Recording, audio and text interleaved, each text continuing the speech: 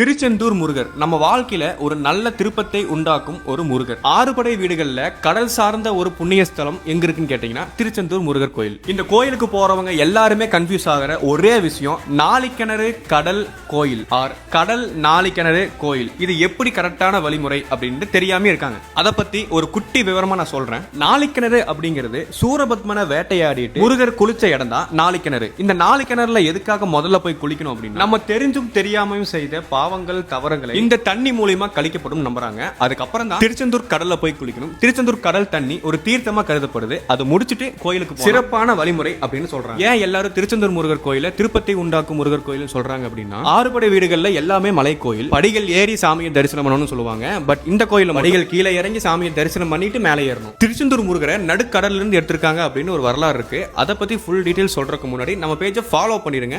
அடுத்த வீடியோல பார்க்கலாம்.